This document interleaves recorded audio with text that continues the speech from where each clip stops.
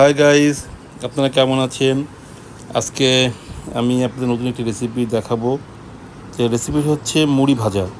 আমরা ছোটোবেলা প্রায় সবাই আমরা এই মুড়ি ভাজা খেয়েছি। আমাদের মা, দাদি, নানিরা আমাদের এই মুড়ি ভেজে দিত এবং মরিচ পেঁয়াজ দিয়ে আমরা এবং সেটা খুব মজা করে খেতাম। তো আজকে সেই মুড়ি ভাজিটি আমি আপনাদেরকে দেখানোর চেষ্টা করছি। দেখেন, প্রথমে উপকরণ লাগে পেঁয়াজ, মরিচ, এক বাটি মুড়ি এবং একটু লবণ লাগে। তো দেখেন, শুরুতেই এটি করে নিলাম। কড়াইতে একটু আমি তেল দিলাম। দেখতে পাচ্ছেন আমি কড়াইতে তেল দিয়েছি। তেলটি আস্তে আস্তে কড়াইতে গরম হবে। কিছুক্ষণ আমি এখানে রাখাবার গরম হওয়ার পরে আমি তার ভিতরে একটু পেঁয়াজের কুচি দিয়ে দেবো। একটু পেঁয়াজের কুচি দেওয়ার পরে পেঁয়াজের কুচিটা আস্তে আস্তে তার ভিতরে পোড়া হচ্ছে, আস্তে আস্তে একটু পোড়া হয়ে যাবে। এবং সঙ্গে আমি দিলাম মরিচের টুকরা কিছু। এটা আগেই কাটা ছিল মরিচের টুকরা, তারপর দেখতে পাচ্ছেন আমি মরিচের টুকরা দিলাম। দেওয়ার পর একটু নাড়াচাড়া করছি, কারণ পেঁয়াজগুলা একসঙ্গে জড়ো হয়ে আছে। আমি এগুলোকে একটু ছাড়িয়ে দেওয়ার চেষ্টা করছি, ছাড়িয়ে দিচ্ছি আর কি। ছাড়িয়ে দিয়ে যাতে করে এটা খাওয়ার উপযোগী হয়, সুন্দরভাবে ছাড়া থাকে, আমি সেটি ব্যবস্থা করছি। আপনারা খেয়াল রাখবেন এটি যেন একটু পোড়া হয়ে যায়। পেঁয়াজটা যেন একটু পোড়া হয়ে যায়। পোড়া হয়ে গেলেই মুড়ির ভাজিটার স্বাদটা খুব সুন্দর আসবে এবং সঙ্গে সঙ্গে ফ্লেভারটা খুব সুন্দর আসবে। দেখেন, আমি প্রতিটা পেঁয়াজের যে দলা করা ছিল ওটিকে আমি আস্তে আস্তে এটাকে ছাড়িয়ে সুন্দর একটা শেপে আমি আনার চেষ্টা করছি। আনতেই হবে, না হলে এটার ভালো স্বাদটা আসবে না। তো আপনারা দেখতে পাচ্ছেন সেটিকে আস্তে আস্তে আমি ভালো একটা শেপে আনার জন্য আমি এটিকে ভালো একটা পর্যায়ে নিয়ে আসার চেষ্টা করছি।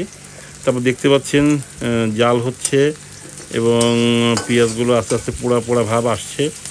কিছু পেঁয়াজ দেখছেন পুড়েও গেছে।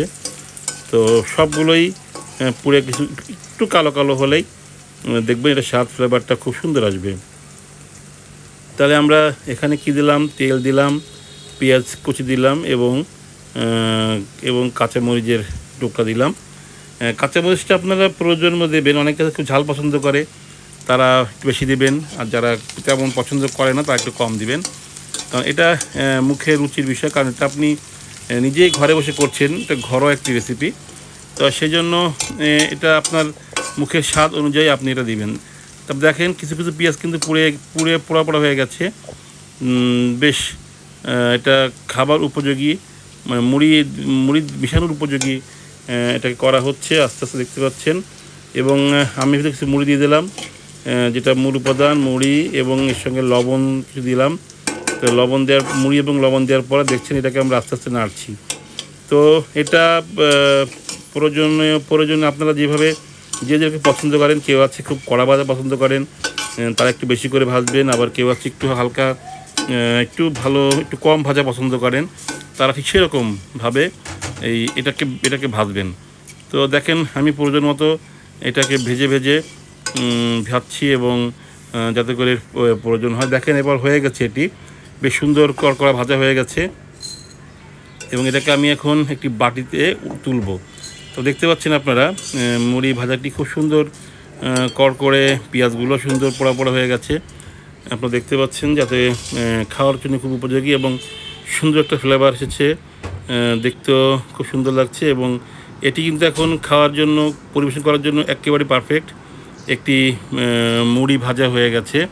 তা আপনারা যদি পছন্দ হয় আপনাদের এটি আপনার বাড়ি বসে চেষ্টা করবেন এবং পরিবার পরিজন সবাইকে নিয়ে খাবেন। আর বাচ্চারা তো অবশ্যই খাবে, এখন বাচ্চাদের এটি খুব প্রিয়, আমরা ছোটোবেলায় অনেক খেয়েছি। যা হোক, আজকে এই পর্যন্ত, পরে আবার দেখা হবে, কথা হবে। এই পর্যন্ত সবাইকে ধন্যবাদ।